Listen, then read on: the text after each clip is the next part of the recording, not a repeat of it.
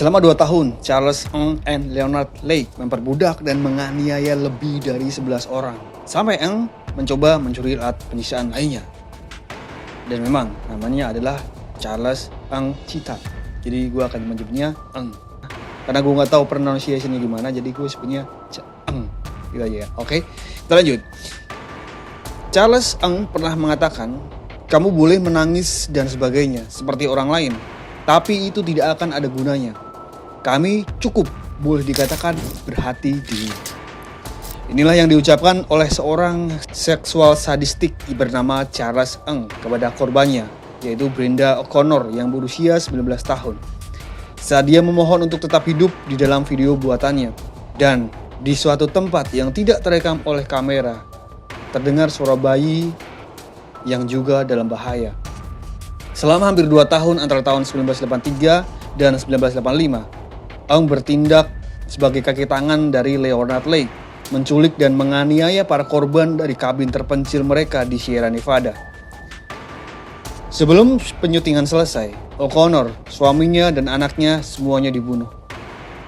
Charles Ng Citat lahir pada tahun 1960 dari orang tua yang sangat pekerja keras, Kenneth Ng dan Oi Ping, di Hong Kong. Dia adalah seorang anak pemberontak yang selalu berprestasi buruk di kelasnya, yang membuat ayahnya selalu marah-marah. Ayah Ng kemudian mengakui bahwa dia sering memukuli anaknya tersebut.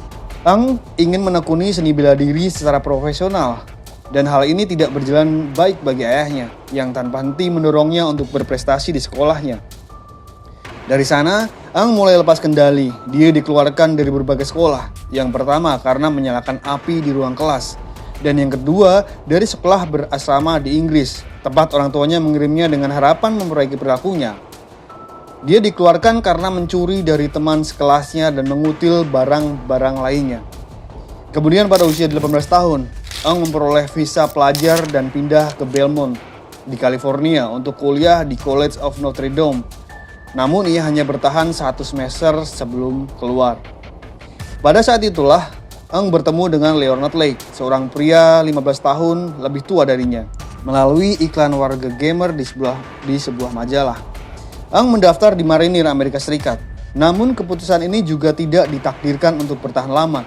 Di pangkalan udara Korps Marinir Kaneohe di Hawaii, Ng berpartisipasi dalam penggerebekan depot senjata. Dia ditangkap tetapi berhasil melarikan diri ke California Utara, tempat dia tinggal bersama Leonard Lake di sebuah rumah mobil di Ukiah. Pada tahun 1982, penegak hukum menggerebek properti tersebut, menyita sejumlah besar senjata ilegal dan bahan peledak, dan mengadili Ng dan Lake dibebaskan dengan jaminan. Ng dipenjara di Fort Leavenworth, Kansas, di mana dia menjalani hukuman 18 bulan. Ketika dia dibebaskan, reuninya dengan Lake akan menjadi bencana. Kedua pria itu pindah ke kabin terpencil yang disewa Lake di dekat kaki bukit Sierra Nevada.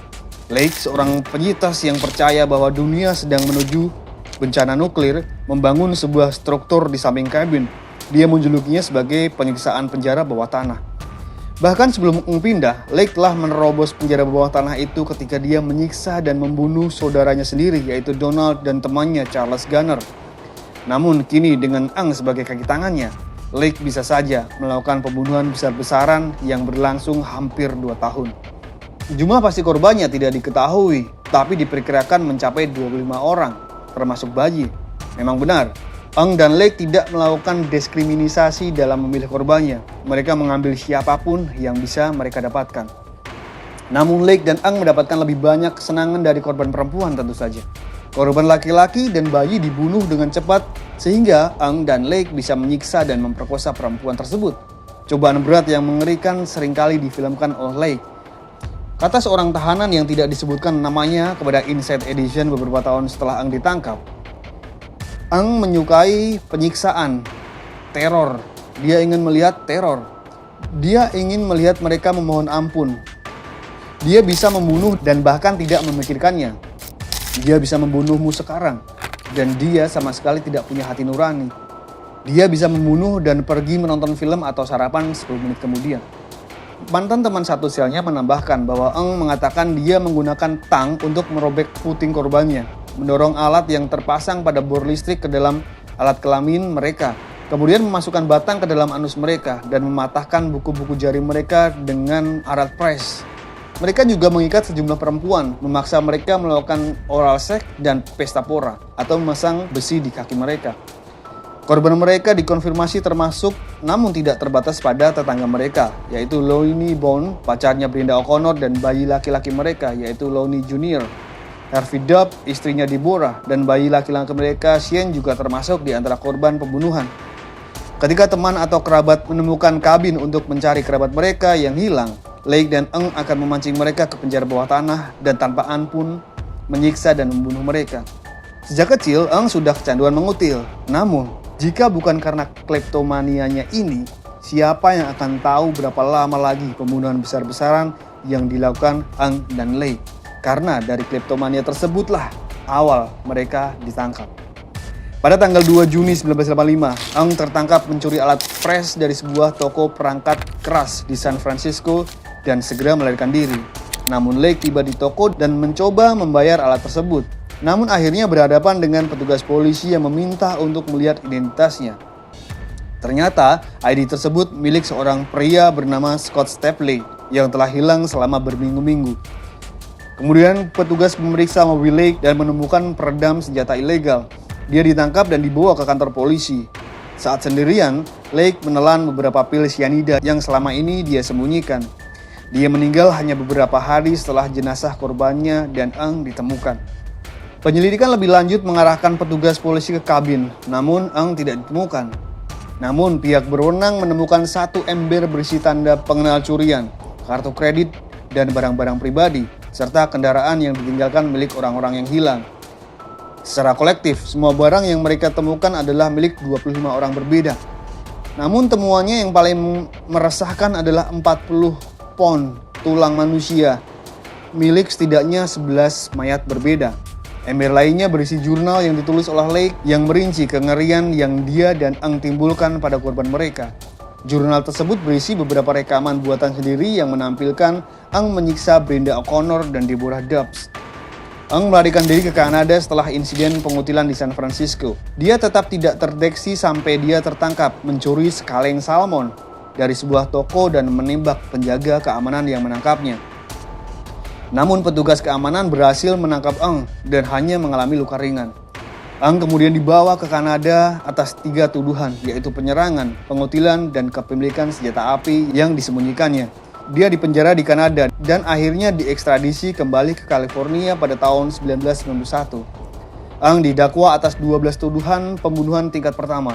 Yang terjadi selanjutnya adalah pertarungan hukum yang sangat panjang dan berlarut-larut, di mana Eng memecat pengacara demi pengacara yang menuduh mereka tidak kompeten.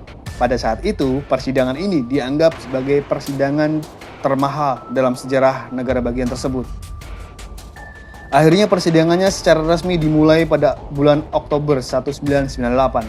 Pengacaranya berusaha meyakinkan juri bahwa Leonard Lake bukan Charles Eng lah yang harus disalahkan atas pembunuhan keji tersebut. Mengutip pelecehan yang dialaminya dari ayahnya, Eng berkata tentang Lake, "Sebagian dari diriku malah melihatnya sebagai ayah atau kakak laki-laki yang selalu dia inginkan." Eng mempertahankan ketidakbersalahannya selama persidangan dengan memberikan narasi bahwa dia bertindak hanya atas arahan Lake karena dia ingin membuatnya bangga. Namun juri tidak yakin. Bagi mereka, video Eng yang menyiksa korban dan jurnal Lake merupakan bukti yang sangat cukup bahwa ia juga bersalah. Pada 11 Februari 1999, juri memutuskan Eng bersalah atas 11 pembunuhan. Dia dijatuhi hukuman mati dengan suntikan mematikan. Namun, belum ada eksekusi mati yang dilakukan di negara bagian California sejak tahun 2006.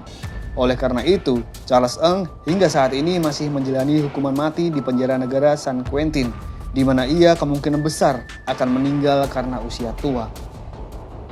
Jika kalian melihat footage asli dari video-video yang dibikin oleh Charles Eng ini, saya yakin kalian akan benar-benar merasa jijik, sakit, dan tidak cukup kuat untuk melihatnya. Terima kasih yang masih menyempatkan menonton saya menit ini. Sorry banget kalau videonya akhir-akhir ini agak lama tayangnya karena kesibukan yang harus gue jalani. Oke, gue Adam pamit. Sampai jumpa.